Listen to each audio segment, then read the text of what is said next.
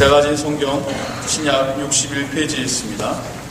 마가복음 5장 25절로 34절의 말씀입니다.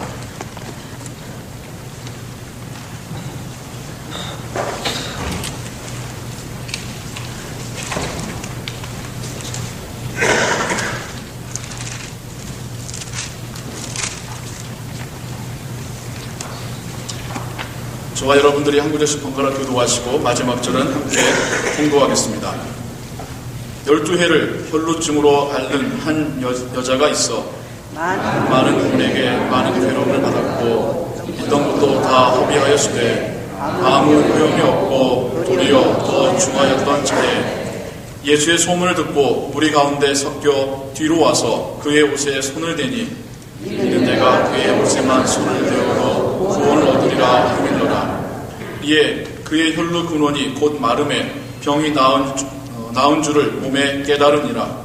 예수께서 그 능력이 자기에게서 나간 줄을 곧 스스로 아시고 우리 가운데서 돌이켜 말씀하시되 누가 내 옷에 손을 대었느냐 하시니 제자들이 여짜오되 무리가 에워싸 미는 것을 보시며 누가 내게 손을 대었느냐 물으시나이까 하되 예수께서 이 행한 여자를 보려고 둘러보시니 여자가 제게 이루어진 일을 알고 두려워하여 떨며 와서 그 앞에 엎드려 모든 사실을 여짜온되 예수께서 가라사대 따라 내 믿음이 너를 구원하였으니 평안히 가라 내 병에서 놓여 건강할지어다. 아멘. 오늘 말씀을 전해주실 목사님 나동원 목사님이십니다. 목사님에 대해서 잠깐 소개해드리자면요, 한국 장로교회에서 신학 공부하시고 목사 안수를 받으신 후에 또한 미국에 오셔서 켈빈 세미너리에서 신약으로 마스터 디그리 공부하셨고 또 지금은 켄터키에 있는 에즈버리 신학교에서 디민 과정에서 공부하고 계시면서 또 얼마 전까지 칼라마주 한인 CRC 교회를 담임하셨습니다. 지금 하나님께서 또 다른 사역의 현장으로 이렇게 이동시키시는 그 전환의 시기인데요. 그래서 좀 여유가 나시길래 제가 오늘 말씀 전해주시도록 초청하였습니다. 우리 목사님 나오셔서 말씀 전하실 때 우리 박수로 환영하도록 하겠습니다.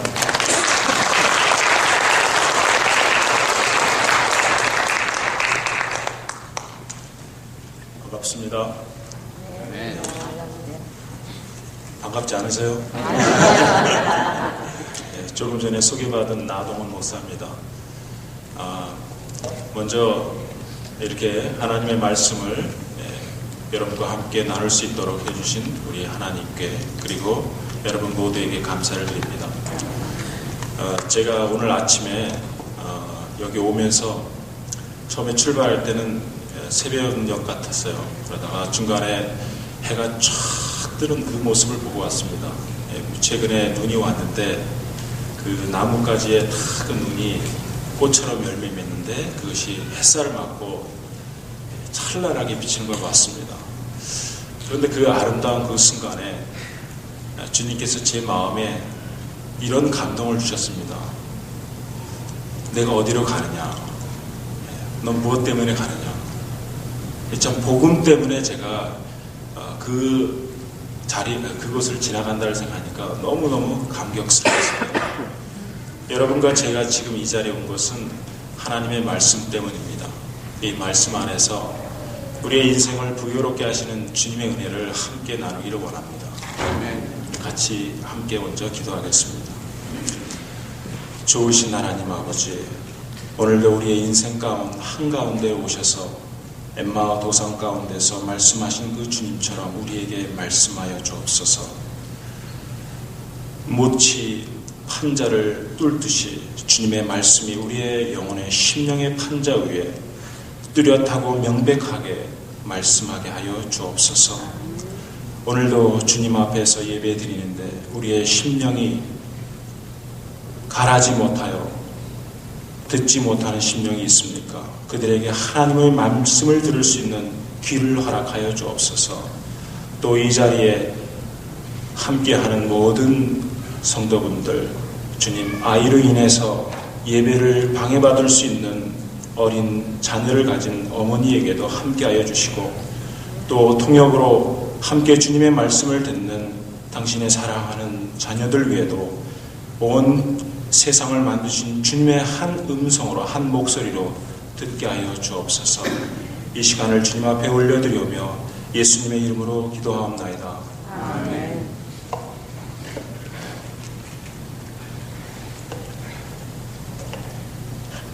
이게 익숙지 않았어요.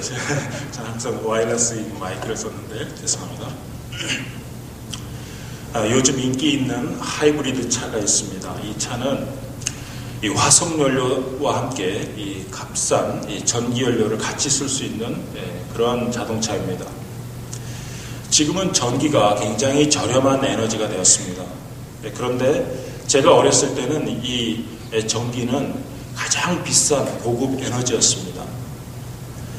그런데 그렇게 비싼 에너지를 마음껏 쓰는 사람을 제가 어렸을 때 보았습니다.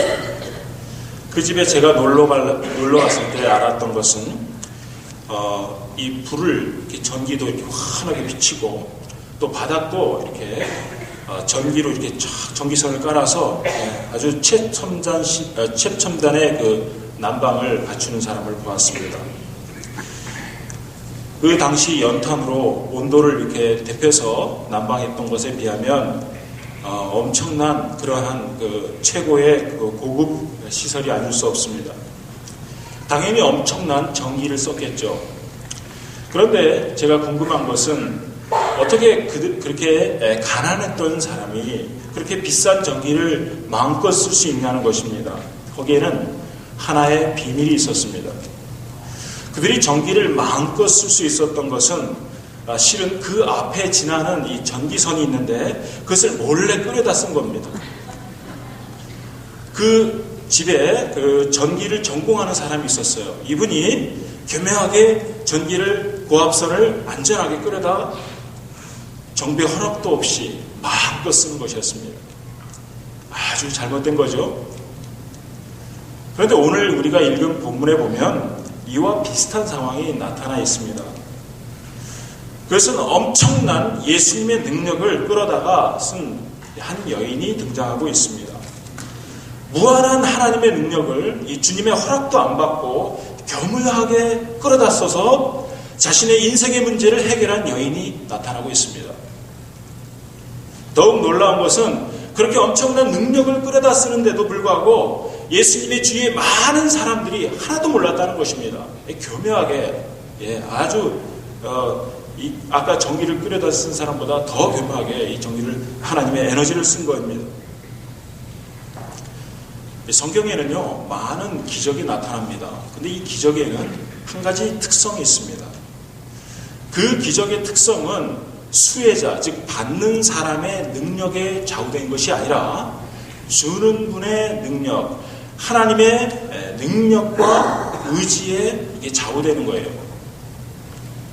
그런데 오늘 본문에서는 거꾸로 그 수혜자 주님의 능력이나 혹은 뜻에 상관없이 이 엄청난 일이 일어난 것입니다. 예수님은 원하지도 않았고 의도하지도 않았고 노력하지도 않았는데 그 주님의 능력을 마음껏 쓰는 거예요. 이 여인이. 이 사건은 사실 감춰진 사건입니다. 만일 주님께서 이 사건에서 모른 체 하셨다면 이 사건은 성경에 기록될 리가 없습니다. 하지만 주님께서는 이 사건을 모른 체 하지 않고 덮어두지 않았습니다. 30절 말씀해 보면 이렇게 표현합니다. 예수께서 그 능력이 자기에게서 나간 줄을 곧 스스로 아시고 무리 가운데서 돌이켜 말씀하시되 누가 내 옷에 손을 대었느냐 하시니. 예수님의 말씀은 다소 이상합니다. 왜냐하면 지금 예수님의 주위로 사람들이 인산인해를 이루고 있었습니다. 그런 상황에서 겉옷자락이 다른 사람의 손에 닿는다는 것은 이거는 너무나 쉽게 일어날 수 있는 일이기 때문입니다.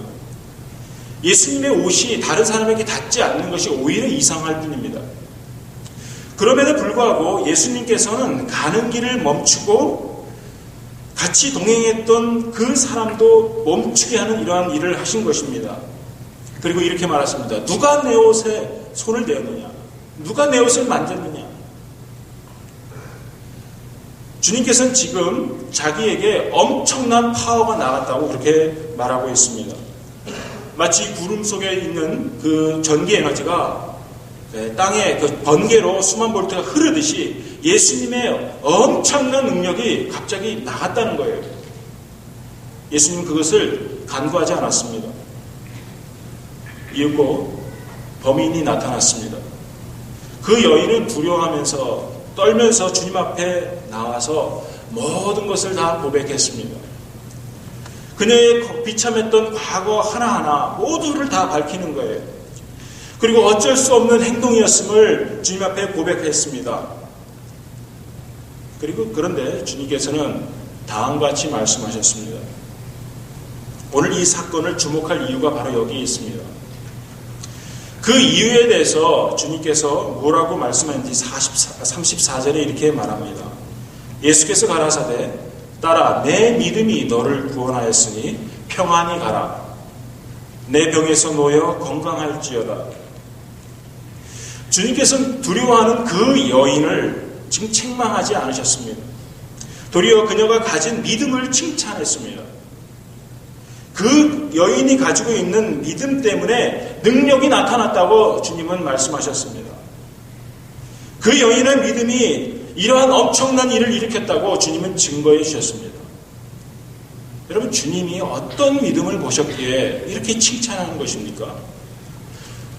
주님의 칭찬을 받는 이 믿음은 도대체 어떤 믿음입니까? 이 여인이 가지고 있는 믿음은 사실은 성경이 증거하는 바로 그 믿음이었어요. 성경이 말하는 바로 그 특정한 믿음을 가지고 있었다는 것입니다. 그것은 이 여인의 믿음은 절망에서 나온 믿음이라는 것입니다. 절망에서 나온 믿음. 25절에서 27절을 잠시 보실까요? 예수의 소문을 듣고 무리 가운데 섞여 뒤로 와서 그의 25절 붙어 있습니다. 12회를 혈루증으로 앓는 한 여자가 있어 많은 의원에게 많은 괴로움을 받았고 있던 것도 다 허비하였을 때 아무 효험도 없고 도리어 더 중하던 차에 예수의 소문을 듣고 무리 가운데 섞여 뒤로 와서 그의 옷에 손을 대니.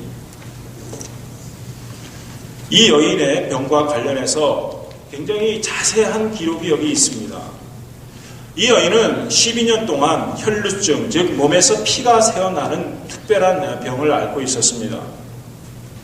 이 혈루증은 사실은 이 여인의 자궁에서 흐르는 그러한 혈루증입니다. 이 단순한 병이 아닙니다. 아마도 이 자궁에서 나왔기 때문에 이것은 12년이라고 한 것은 그녀가 성인이 되고 나서 언제 기점으로 해서 12년입니다. 상당히 오랜 기간입니다. 이 병을 앓았다는 것은 사실 우리의 상상을 초월할 만큼 굉장한 큰 고통의 병입니다. 왜냐하면 그것 때문에 그녀의 결혼 생활은 파경을 맞이했을 것이기 때문입니다. 또 계속 흘러나오는 이 피 때문에 주위 사람에게는 그 역겨운 냄새를 풍겼습니다.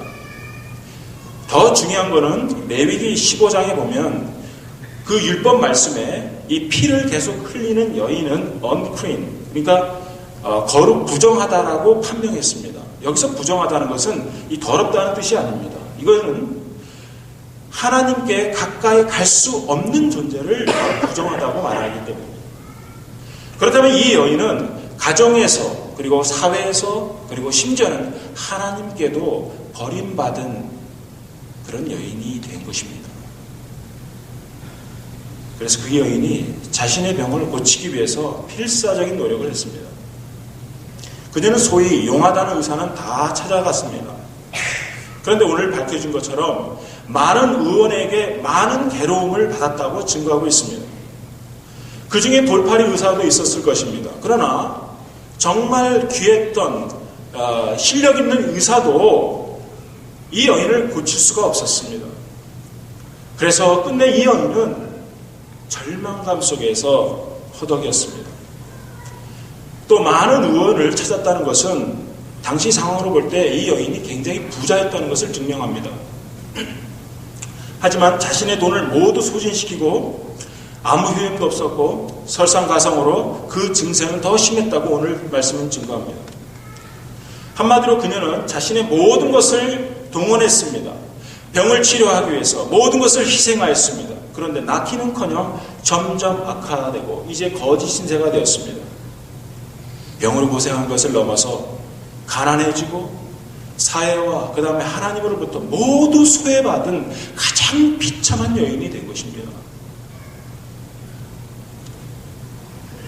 인간은 한 가지만 부족해도 비참해질 수 있는 존재입니다. 온몸이 다 성해도 우리의 신경조직 하나가 망가짐으로써 우리는 힘겨운 삶을 살 수 있습니다. 다 갖추어도 한 가지 때문에 우리는 불행해질 수 있습니다. 겉으로는 멀쩡해도 한 가지 때문에 일생을 힘겹게 살 수 있습니다. 모든 것을 다 가진다 할지라도 바로 그 한 가지 때문에, 바로 그 한 가지 잘못된 것 때문에, 바로 이루어지지 않는 그 한 가지 때문에 인생을 허덕이면서 곤고하게 살아갈 수밖에 없는 것이 있습니다. 성경은요, 사실 이런 이야기로 가득 찹니다. 모든 것을 다 갖추었지만 한 가지로 인해서 인생이 근심해서 떠날 수 없는 그 많은 사람들의 기록이 바로 성경의 기록입니다. 선지자 엘리사 때의 일입니다. 아람왕 군대 장관 나아만이라는 분이 있는데 이 사람은 왕 앞에서 아주 크고 좋았습니다. 왜냐하면 그는 여호와 하나님께서 그에게 큰 능력을 주었기 때문입니다. 그래서 아람을 구원했던 아주 위대한 장군이었습니다. 그는 정말 위대한 용사였습니다. 그런데 성경이 이렇게 말합니다. 그러나 그는 문둥병이었더라. 여러분, 우리가 살고 있는 세상에 항상 문제되는 것이 있습니다. 이 그러나라는 것이에요. 그러나. 모든 것이 완전한데 그러나가 있습니다. 이 그러나가 항상 우리를 따라다녀요. 여러분, 지구 역사상 최고의 물질 문명을 누렸던 나라는 로마 문명으로 알려졌습니다. 그러나 현대 문명은 사실 로마 문명보다 더 훨씬 더 뛰어난 물질 문명에 있습니다. 이렇게 편리하고 즐거운 문명은 역대 없었습니다. 그런데 문제가 무엇입니까?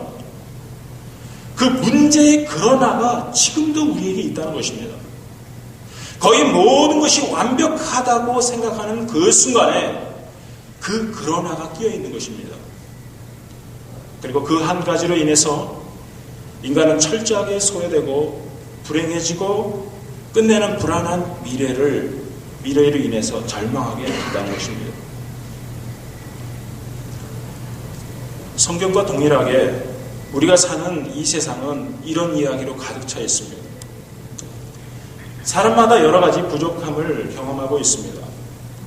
그런데 어떤 한 가지는 단순히 부족한 것으로 끝나지 않는 때가 있습니다. 그리고 그것이 끝내는 우리로 하여금 절망과 죽음으로 치닫게 하는 그러한 부족한 것이 있는 것입니다. 우리들은 이 한 가지가 얼마나 치명적인지 잘 경험합니다.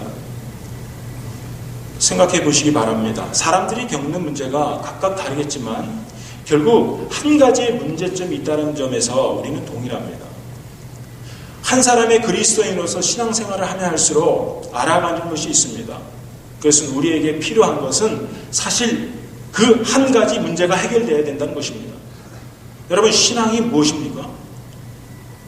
여러분, 그것은 사람마다 다르겠지만 자기 인생을 꽉 조여매는 그 문제를 해결하는 것입니다. 그게 사실 신앙이에요.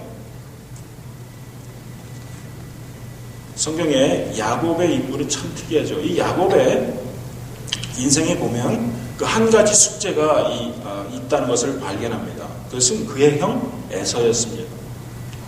그는 라반 삼촌집에서 결혼하고 자녀도 얻고 또 어마어마한 부자가 되어서 고향으로 돌아옵니다. 그런데 한 가지 문제가 모든 것을 다 망치게 생겼습니다. 형 에서의 문제였습니다. 그래서 그는 야곱강가에서 하나님의 사자와 씨름하게 되었습니다. 그 한 가지 문제 때문에 그는 모든 것을 잃게 되었습니다. 그래서 할 수 없이 씨름하게 되었습니다. 우리 요셉의 인생을 잘 알죠? 요셉은 한때 노예로 팔렸지만 끝내는 이집트 최고 지도자가 되었습니다. 그런 면에서 그는 모든 것을 가졌다고 하는, 그렇게 평할 수도 있겠습니다. 그런데 그에게는 한 가지가 있었습니다. 용서 못할 형들이 있었어요. 무엇 하나 부족함이 없는 그러한 삶을 살지만 그 바로 자기의 인생에 결정적인 상처를 주었던 그 형들에 대한 사건 때문에, 그 한 가지 사건 때문에 그는 이방인으로서 이집트에서 살아가는 그런 고독한 운명을 맞게 됩니다. 여러분, 이것이 바로 우리의 실제 모습은 아닙니까? 우리는 한 가지 병으로 혹은 가족 한 사람의 것으로 자신의 삶에서 풀리지 않는 한 가지 번민으로 또 살고 있지만 그 한 가지 때문에 우리의 소망을 모두 잃지는 않고 있습니까? 바로 이것이 오늘 우리에게 주는 말씀입니다.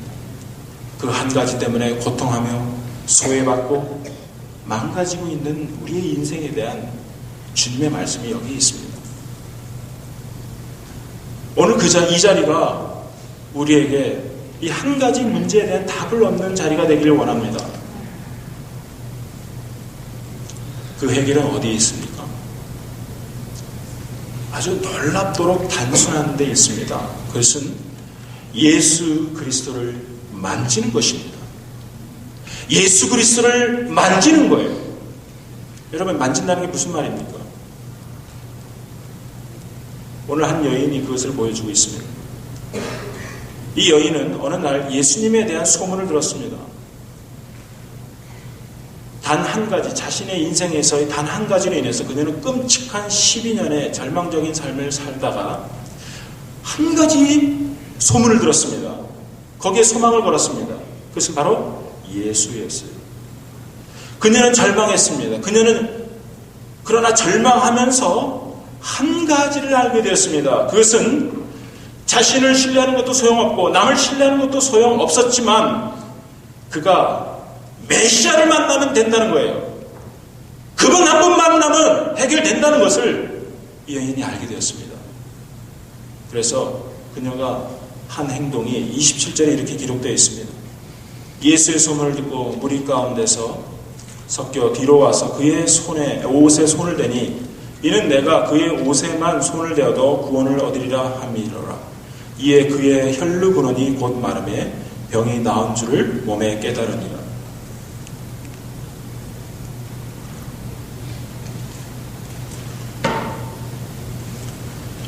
우리말 병으로 번역된 헬라어 마스티코스는 사실 원래 병이란 뜻이 아닙니다. 이것은 채찍을 의미했습니다. 채찍. 그의 인생은 이 늘 채찍을 가지고 있었습니다. 잠을 자다가도 잊을 수 없는 인생의 채찍이 그의 인생에 항상 따라다녔습니다. 그런데 그 끔찍한 채찍이 갑자기 힘을 잃고 즉각적으로 사라졌습니다. 왜냐하면 그 치료는 근원부터 치료한 것이기 때문입니다. 그는 겉에 나타난 어떤 증상이 치료된 것이 아닙니다. 이 속에서부터 근원적으로 치료된 거예요. 바로 여기에 우리의 주님의 치료는 다르다는 것을 알 수 있습니다. 주님의 치료는 특성이 있는데요. 그것은 근원적으로 치료하신다는 것입니다. 즉각적이고 우리가 확신할 수 있는 만큼의 그러한 은혜를 주십니다. 우리는 한 가지 인생의 문제를 비교적 오랫동안 겪을 수 있습니다. 하지만 주님의 주시는 은혜는 매우 즉각적이고 근본적이어서 치료를 받은 사람은 금방 이 확신에 얻을 수가 있었습니다. 주님은 우리에게 기쁨을 주실 때 근심을 더하여 주시지 않습니다. 왜냐하면 그분은 우리를 창조하신 분이기 때문입니다. 모든 것은 이 창조주이신 주님에게서 나왔습니다.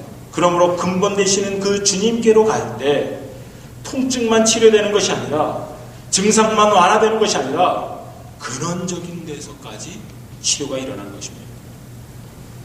여러분, 우리의 문제가 어디 있건 간에 우리가 한 가지 곧 주님께로만 간다면 그것은 제대로 찾은 것입니다. 그는 우리를 설계한 창조주이시고 세상의 모든 것이 다 그에게서 나왔기 때문입니다. 어떤 문제도 어떤 상황에서도 주님을 찾는다면 그는 제대로 찾은 것입니다. 그는 반드시 치유됩니다. 이것을 믿으시기 바랍니다. 그런데 여기서 더 중요한 것이 하나 남았습니다. 드디어 이 여인이 자신의 수건이 풀어졌습니다. 자신의 인생을 망가뜨린 그 원수가 사라진 것입니다. 만일 오늘 말씀이 29절, 그러니까 그의 혈루 그러니 곧 마름의 병이 나은 줄을 몸에 깨달으니라, 이렇게 끝났다면 우리는 여기서 그냥 이 말씀으로 은혜를 받고 끝냈을 것입니다. 그런데 주님께서는 거기서 한 가지를 더 붙여주셨어요. 30절에 이렇게 말씀하십니다. 예수께서 그 능력이 자기에게 나간 줄을 곧 스스로 아시고 무리 가운데 돌이켜 말씀하시되 누가 내 옷에 손을 대었느냐 하시니, 주님은 갑자기 누가 이 일을 하였느냐, 즉 어떤 사람을 찾으시는 것입니다. 32절에 보면 예수께서 이 일을 행한 여자를 보려고 두루 보시니라고 표현되어 있습니다. 이 표현상 보면 예수님은 이미 이 여인에 대해서 알고 있다는 것을 볼 수 있습니다. 그 알고 있는데 주님은 간절히 찾는 거예요. 드디어 이 여인이 예수님 앞에 와서 엎드려서 모든 사실을 털어놨습니다. 하지만 주님께서 그 여인을 부른 이유가 그 여인에게 일어난 일을 그냥 보고받기 위한 것이 아니었습니다. 주님께서는 다른 것이 하나 더 있었기 때문에 이 여인을 부른 것입니다. 그 34절에 그것이 있습니다. 예수께서 가라사대 따라 내 믿음이 너를 구원하였으니 평안히 가라. 내 병에서 놓여 건강할지어다. 여기서 두 가지 중요한 이유를 밝히고 있습니다. 주님께서 이 여인을 찾은 이유를 두 가지로 지금 여기서 밝히고 있습니다. 첫째는 주님께서 이 여인을 찾은 이유는 이 여인이 병이 나은 것은 바로 그 단순한 믿음이 있었기 때문이라고 주님은 설명하기 위함이었습니다. 대체 어떤 믿음이 주님이 원하시는 믿음이었을까요? 그 여인의 믿음은 사실 굉장히 단순합니다. 주님의 옷을 잡기만 해도 구원을 얻을 것이다. 여러분, 이런 믿음은요 굉장히 소박한 믿음이에요. 예. 어떤 면에서는 좀 근거 없는 믿음 같습니다. 지금 많은 사람들이 물리적으로 예수님과 접촉되어 있는데 그 외투를 그냥 만지기만 해도 구원을 얻는다. 이거는 좀 이상한 믿음 같습니다. 그런데 주님께서 이 여인의 믿음이 특별하다고 말한 것은 비교적 작은 믿음이었고 초라한 믿음이었고 엉뚱한 믿음이었지만 여기에는 아주 특별한 한 가지가 있었습니다. 그것은 주님 자신에 대한 믿음이었기 때문입니다. 여인이 대하고 있는 그 대상이 누구냐는 거예요. 그 대상에 대한 믿음이었습니다. 예수님이었어요. 그녀는 지금 메시아를 대상하고 있는 것입니다. 그녀는 소문을 들었습니다. 예수님이야말로 메시아라는 것을 알았어요. 그래서 그녀는 이 메시아가 걸치고 있는 손에만 잡아도 자기는 충분히 낫는다는 거예요. 그 대상이 중요합니다. 믿는 대상이 중요합니다. 그런데 여러분, 이 믿음이 어떻게 생겼을까요? 아까 말씀드린 대로 이 여인은 모든 것을 소진했습니다. 다 허비했습니다. 인생의 황금기를 낭비한 것입니다. 그런데 모든 것을 잃고 나서 그녀가 깨달은 게 있었어요. 그것은 주님만이 전부라는 것을 알았습니다. 그래서 그녀는 예수님을 다시 주목하게 됐습니다. 이 예수님을 주목한 여인을 예수님도 역시 주목하셨습니다. 그녀는 분명한 액션을 취했습니다. 그녀는 생각에 맴돌지 않았습니다. 여러분, 신앙은 구경거리가 아닙니다. 신앙이란 실제의 삶에서 어떤 하나의 행동을 하게 만듭니다. 그냥 존재하는 것을 믿는 것이 아닙니다. 그녀는 그런 일반적인 믿음을 가지고 있는 것이 아닙니다. 하나님은 사랑이니까 나를 봐주실 거야. 하나님은 우리를 만드셨으니까 우리를 잘 해주실 거야. 이런 막연한 믿음을 가지고 있었지 않았습니다. 여러분, 이렇게 한가한 믿음을 가진 사람, 주님의 주목을 받지 못합니다. 믿음은 마음에서만 일어나는 것이 아니라 믿음은 반드시 행동을 낳습니다. 왜 그렇습니까? 믿음이라는 건 사실은 이 한 인격을 마주 대하는 것이기 때문입니다. 어떤 사실이나 어떤 문제나 어떤 지식을 얻는 것이 아니라 어떤 분명한 한 실체적인 존재를 믿는 것입니다. 우린 여기서 우리의 인생이 왜 하나님의 능력을 경험하지 못하는지 그 이유를 찾을 수 있습니다. 왜 이렇게 이런 식으로 계속 살아갈 수밖에 없는가? 그것에 대한 답을 얻게 됩니다. 우리는 일상 중에 하나님이 계신 것을 믿습니다. 그러나 실제로 예수님을 직접 만지지는 않고 있습니다. 내 삶의 구체적인 부분을 주님 앞에 주님을 만지듯이 주님께 간구하지 않습니다. 굉장히 피상적으로 믿어요. 이 여인처럼 구체적으로 믿고 직접적으로 만지는 일이 없습니다. 여러분, 막연한 것은요, 믿음이 아니에요. 우리들이 얼마나 어리석은지 우리는요, 막연한 것이 끝날 때까지는 결코 움직이지 않습니다. 자신이 믿고 있는 것이 다 낭비되고 없어졌을 때까지는 하나님을 찾지 않아요. 우리는 참 독특한 버릇을 가지고 있습니다. 바로 이것 때문에 주님께서 우리에게 종종 절망을 허락하십니다. 그런데 하나님이 주시는 절망에는 비밀이 있어요. 그것은 자기의 문제가 다른 데 있지 아니하고 하나님께 가야 해결된다는 그런 의식이 드는 것입니다. 자기 신뢰가 무너지고 절대자이신 주님께 매달릴 수밖에 없을 때 우리는 비로소 주님을 찾는 버릇이 있습니다. 우리로 하여금 오랜 실패 속에서 한 가지를 알게 하십니다. 우리에게 있는 오직 한 가지의 그 문제는 오직 하나님께만 가면 해결된다는 그것을 믿게 된다는 것입니다. 그럴 때 그 믿음이 어떤 모양이든지 얼마나 사소한 것이든지 얼마나 초라한 것인지 그건 상관없습니다. 그때 엄청난 파워가 일어납니다. 작은 믿음이고 근거 없는 믿음 같은 엉터리 믿음일지라도 엄청난 일이 생깁니다. 왜냐하면 그가 붙들고 있는 분이 바로 주님이시기 때문입니다.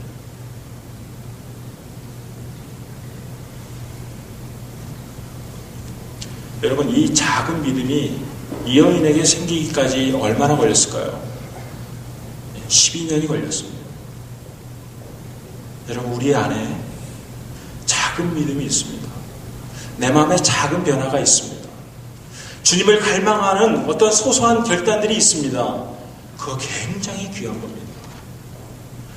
내 안에 주님께 조금 의지해야겠다는 생각이요, 이거는 보통 갖는 게 아닙니다. 그냥 이 12년의 대가를 치러야 이 믿음을 가질 수 있는 것입니다. 우리의 믿음은 사실 성령 한 께빛 같은 믿음입니다. 그러나 그 믿음이 뒤에 불을 붙일 수가 있는 것입니다. 주님에 대한 우리의 작은 신뢰가 엄청난 일을 일으킵니다. 그리고 우리의 인생의 근본적인 문제를 치료하게 되는 것입니다.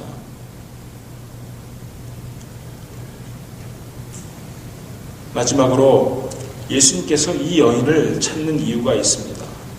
34절을 다시 읽으면 예수께서 가라사대 따라 내 믿음이 너를 구원하였으니 평안히 가라 내 병에서 놓여 건강할지어다. 주님은 구원과 함께 그녀에게 평안을 약속하셨습니다. 이건 굉장히 피상적인 말로 들립니다. 평안. 여러분, 평안 어떤 생각합니까? 우리 안녕이란 말도 평안이란 뜻인데, 이 성경에서 말하는 샬롬은 전쟁이 없거나 그냥 몸이 평안한 상태를 말하는 것이 아닙니다. 히브리어 샬롬은 항상 하나님과의 관계를 말하는 것입니다. 이것은 제사와 관련되어 있습니다. 제사함을 받고 죄사함을 받고 하나님과의 바른 관계로 들어갈 때 하나님을 즐거워하고 그와 함께 기뻐하는 삶을 살 때 바로 그것이 평화예요. 지금 이 여인에게 엄청난 것이 일어났습니다. 그 여인을 치료했습니다. 그것만으로도 우리는 너무너무 놀랄 만한 일입니다. 그 여인에게 엄청난 그 일생일대의 결정적인 순간이었습니다. 그런데 그 망가진 인생을 새롭게 하는 것보다 더 놀라운 것이 지금 기다리고 있다는 거예요. 상쾌하게 온몸이 날아갈 듯한 그런 기쁨보다 더 위대한 것이 남아있다는 것입니다. 그 문제가 되었던 그 원인을 치료하는 것보다 더 엄청난 것이 남아있다고 말하는 것입니다. 그것이 무엇입니까? 주님은 우리와 관계를 맺기 원하신다는 것입니다.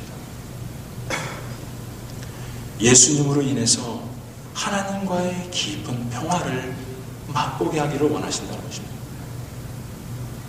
우리가 주님 때문에 영원토록 기뻐하는 것, 바로 그것을 주님께서 원하신다는 것입니다. 이것은 그녀가 일생 동안 원했던 그것보다 사실 더 큰 겁니다. 어떤 면에서는요, 이 여인이 비참하고 절망에 빠지게 한 것이 이 여인에게 더 유익했어요. 왜냐하면 그 비참함 때문에 영원하신 하나님과 관계를 맺었기 때문입니다. 사랑하는 성도 여러분, 오늘 우리가 드리는 이 예배는요, 특별한 약속이 있습니다. 주님께서는요, 자신의 이름으로 모인 두세 사람에게, 그 이상 모인 이에게 자신을 특별하게 드러내기로 약속하셨습니다.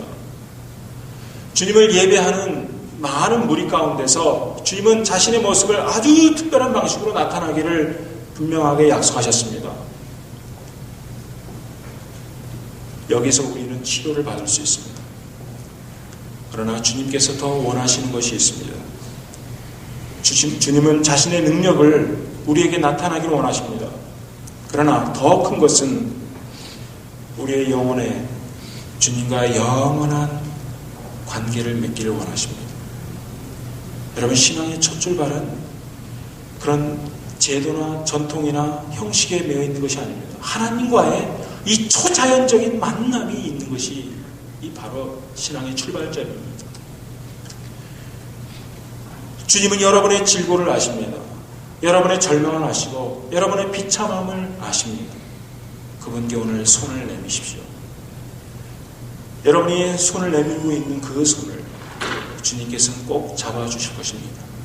그분은 우리를 창조하신 분이시고 우리를 죄악 중에 부르신 구주이십니다. 우리의 모든 것을 아시고 우리의 근원부터 치료하시는 분이십니다. 그는 우리의 작은 신음소리에도 엄청난 능력으로 우리에게 가까이 오시는 분이십니다. 오늘 그분이 여러분을 부르시고 계십니다. 찾고 계십니다. 예전에 주님을 찾다가 이 주님을 찾지 아니하는 분, 지금 다시 주님을 찾으십시오. 그냥 무리 속에 있지 마십시오. 더 가까이 주님께 나오십시오. 그분은 우리에 대한 인생에 대한 아름다운 계획을 가지고 계십니다. 허망한 인생을 건질 뿐만 아니라 영원히 솟아오르는 인생의 참된 기쁨을 여러분에게 주시기 원하십니다. 하나님의 은과의 영원한 평화를 맺기를 원하십니다. 온 우주를 향해서 선포하시는 성자 하나님의 말씀을 여러분이 들으시기 바랍니다. 누가 내 옷에 손을 대었느냐? 내 아들아, 내 딸아, 내 믿음이 너를 구원하였으니 평안히 가라. 내 병에서 놓여 건강할지어다. 여러분, 그에게 손을 대기만 해도 우리는 그 즉시 구원을 얻을 것입니다. 그리고 그는 우리를 초청하십니다. 그의 영원한 평화의 관계로 우리를 초청하십니다. 이 초청하신 주님 앞에 우리의 인생이 다시 한번 맡겨지는 아름다운 결단의 시간이 되기를 원합니다. 기도하겠습니다.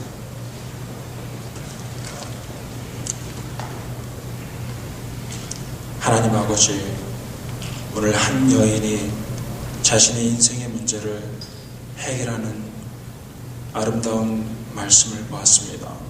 주님, 인간은 한 가지만 부족해도 얼마든지 비참해질 수 있는 존재입니다.